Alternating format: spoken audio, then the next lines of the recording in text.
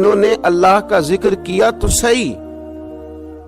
لیکن اس طرح کرتے رہے جیسے طوطا رٹ کے کر رہا تھا۔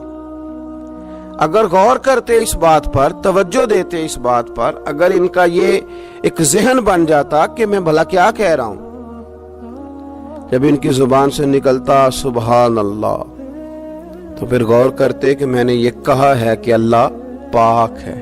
اللہ پاک۔ اب یہ چیز جب ان کے ذہن کے اندر، ان کے دماغ سے، ان کی روح سے ٹکرائے گی، تو جب انہوں نے کہا کہ میرا رب پاک ہے، سبحان اللہ عما یشرکون، وہ پاک ہے ان چیزوں سے جن سے لوگ اس کے ساتھ شرک کرتے ہیں، تو اب جب کہا کہ وہ پاک ہے اور اس نے جو چیز بنائی ہے وہ حسین و جمیل ہی بنائی ہے، ہر عیب سے پاک ہے، وہ اس نے ہر چیز بہترین نقش و نگار کے ساتھ بنائی ہے، تو بتائیے کہ جب یہ سبحان اللہ کا معنی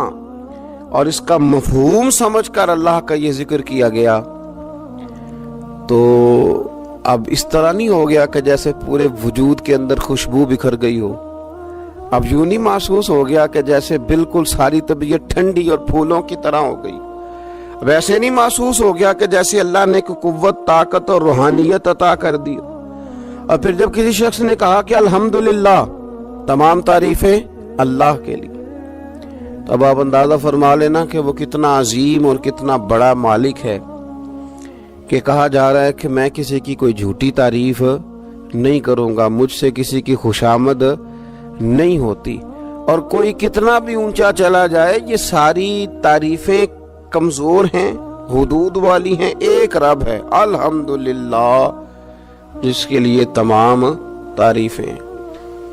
تمام تعریفیں اسی رب کے لیے۔ اور جب کہا اللہ اکبر،